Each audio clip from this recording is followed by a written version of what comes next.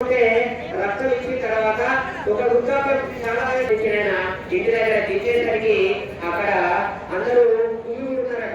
ఏమైంది మీ ఆవరణలో చనిపోయాడు, కానీ నాలాగా కొడుకు చనిపోదు కదా.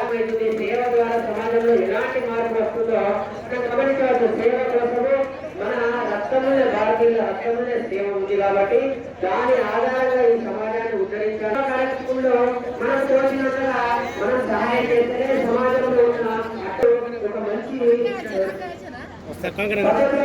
నిర్మాణం చేయవచ్చు. అలాంటి వేదిక మనకు సేవ భారతి. మనం చూస్తుంటాం రామాయణంలో జటాయు వదలగలిగి రాముడు దృష్టిలో పడ్డది. కాబట్టి మనం కూడా ఇలాంటి సేవా కార్యక్రమంలో మనం ఎంత చేస్తున్నామని కాదు, ఏమంటారంటే ధన చరిత్రలో అంటారు. నేను స్వామి చెప్తుడు ఎంతో ధనం ఉంటుంది, ధనము అక్కడ లేకుండా ఉంటుంది, దాన్ని మంచి సమాజానికి వినియోగించాలని ఆలోచన మన లోపల రాదు. అలాంటి ధన చరిత్రను కాకుండా ఇలాంటి సేవా భారతి ద్వారా మనము ఇక్కడ ఉన్న వ్యక్తుల యొక్క సంఘం అనేక కార్యక్రమాలు చేస్తుంటారు. ఎక్కడన్నా చూడండి, సంఘం చేసిన కార్యక్రమంలో ఏ మాత్రం లోపం లేకుండా ఏ వ్యక్తికి ఎంతవరకు అందాలో అంతవరకు అందిస్తూ అతని ఉన్నతికి సహాయపడుతూ ముందుకు తీసుకెళ్తుంటదే తప్ప అలాంటి కార్యక్రమంలో మనం భాగస్వామ్యం అయితేనే సమాజంలో ఒక ఉన్నత స్థితికి చేరుతుంది. ఈ సందర్భంగా మనందరం కూడా సమాజంలో ఒక మంచి కార్యక్రమానికి సేవా కార్యక్రమానికి ఈ రోజుగా మనము నిర్ణయం తీసుకొని ఇలాంటి కార్యక్రమాలకు సహకరించాం. అంటే 100 సంవత్సరాలైంది. ఈ సందర్భంగా మనము సమాజంలో ఒక మంచి మార్పు జరుగుతున్న సమాజంలో RSS 100 సంవత్సరాల సందర్భంగా పంచ పరివర్తన ద్వారా సమాజంలో మార్పు కోరుతున్నాము. దాంట్లో మనం అనేక కార్యక్రమాల్లో పాల్గొంటున్నాం, హిందూ సమ్మేళనాలు వాటిలో. కాబట్టి పంచ పరివర్తన మనకు తెలుసు. ఈ సామూహిక సత్యనారాయణ వ్రతంలో సంఘం యొక్క ఉద్దేశం ఏంటంటే అందరు సమానమే. ఎలా ఉన్నారు అంటే నానా దుఃఖంలో భవిస్తున్నారట, అనేక జన్మలు ఎత్తుతున్నారట, అనేక పాపం చేస్తున్నారట, ఆ పాపంలో కూడా ఫలములు అనుభవిస్తున్నారట. అప్పుడు ఈ నాగ మహామునికి ఏమని అనిపించిందట అంటే వీరికి తేలికైన ఉపాయం చేత ఏమైనా మార్గం ఉన్నదో నాకు కావలేనని ఆ మహావిష్ణువు నివసించేది వైకుంఠమున వెళ్ళాడట. ఆ వైకుంఠములో మరి శ్రీహరి ఎలా ఉన్నాడు అడ అంటే నమోస్త్వనంతాయ సహస్రమూర్తయే సహస్రపాదాక్ష శిరోరుబాహవే సహస్రనామ్నే పురుషాయ శాశ్వతే సహస్రకోటి యుగధారిణే నమః. శేషశయ్య పారుపైన పడుకొని తెల్లని శరీర కాంతి గలవాడునట, 4 భుజములు గలవాడునట, శంఖము చక్రము గద పద్మము వనమాల ధరించిన పడినవాడునట. అప్పుడు ఆ నారద మహాముని శ్రీహరికి నమస్కారం చేసుకొని అయ్యా జగన్నాటక సూత్రధారి అయినటువంటి వాడ, లోకములను అన్ని అనుగ్రహించువాడ, భక్తుల బాధలు తీర్చువాడవు మరి అని నమస్కారం చేయగా ఆ శ్రీహరి ఏమంటే అయ్యా మీరు తినేది మరి జనులు భూలోకంలో నానా దుఃఖం అనుభవిస్తున్నారు, అన్ని లోకంలో కూడా చాలా సంతోషంలో ఉన్నారు, కానీ భూలోకంలో మాత్రం జనులు చాలా దుఃఖం అనుభవిస్తున్నారు, అనేక జన్మం ఎత్తుతున్నారు, అనేక పాపం చేస్తున్నారయ్యా. వీరికి తేలికైన మార్గము నాకు దయచేసి ఉపదేశించుము అని ఆ నారద మహాముని అడగగా అప్పుడు ఆ శ్రీహరి ఏమంటున్నారంటే అయ్యా నారద మహాముని నీ అడిగిన విషయం చాలా బాగున్నదయ్యా, నేను చెప్పుచున్నాను వినుము. మరి నీ అందరి ప్రేమతో చెప్పుచున్నాను.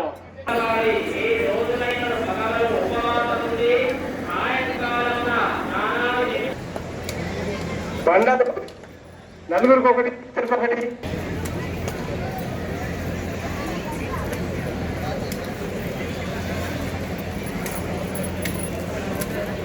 అది దరిద్రులైన ఒక బ్రాహ్మణుడు గలవాడు.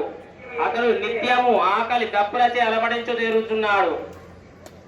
ఆ శ్రీహరి సత్యనారాయణ స్వామి ఆ బ్రాహ్మణుని చూసి కరుణ గలవాడై తాను ఒక బ్రాహ్మణ వేషం ధరించి వచ్చి ఆ బ్రాహ్మణుతో ఇలా అడుగుతున్నాడు. ఏమని అనంటే ఓ బ్రాహ్మణుడా, నీవు దుఃఖించుతున్నావేమిటయ్యా, మరి తిరుగుతున్నావేమిటయ్యా, నీ కథ ఎంతను నాకు చెప్పుకోము, వినవలే ఉన్నది అడిగాను. అప్పుడు ఆ బ్రాహ్మణుడు ఏమని చెప్పుతున్నాడంటే అయ్యా నేనొక బ్రాహ్మణులను, ప్రతి నిత్యము కూడా స్వామి వారిని ఆరాధించదను, కానీ నేను పూర్వజన్మలో ఏమి కర్మ చేసుకున్నానో గాని ఈ జన్మలో నేను ఇంటింటికి భిక్షమెత్తుకుంటున్నానయ్యా.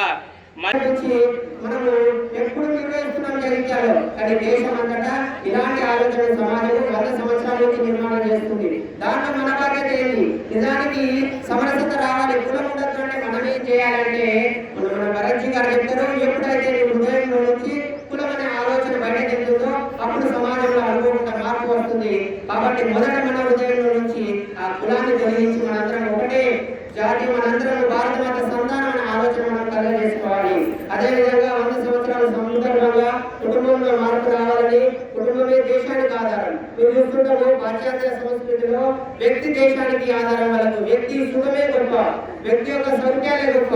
కానీ భారతదేశంలో కుటుంబమే గొప్ప. కుటుంబం ఉన్నప్పుడే దేశం నిలబడుతుంది. కాబట్టి కుటుంబం ఆధారానికి, కుటుంబం నిలబడడానికి ముఖ్య ఆధారం తల్లి. తల్లి అంటే కాళీ కాదండి, ఒక కాళికా మాత.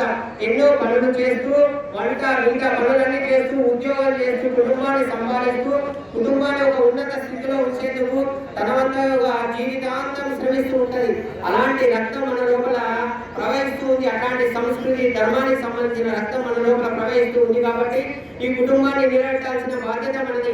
మనకు కావాల్సింది ఏంటంటే మోడర్నైజేషన్, వెస్టర్నైజేషన్ కాదు. కాబట్టి ఇప్పుడున్న మన పిల్లల్లో మోడర్నైజేషన్ అంటే మన యొక్క చరిత్ర, సంస్కృతిని మన పిల్లలు మన సంస్కృతి ఆధారంగా బ్రతుకుతున్నారా లేదా, కట్టు బొట్టు నియమాలు పాటిస్తున్నారా, పెద్దలను గౌరవిస్తున్నారా, ఈ వీటిలో మోడర్నైజేషన్ తీసుకురావాలి. అప్పుడే మన కుటుంబం నిలబడుతుంది. వెస్టర్నైజేషన్ గుడ్డిగా మనం అనుకరించద్దు. కాబట్టి ఈ సందర్భంగా మనము ఈ పంచ పరివర్తన కార్యక్రమాలను ముందుకు తీసుకెళ్తూ సేవా భారతి యొక్క కార్యక్రమాల్లో నిమగ్నం అవుతూ మనం ముందుకు వెళ్దామని ఆశిస్తూ నాకు ఈ అవకాశం ఇచ్చిన పెద్దలకు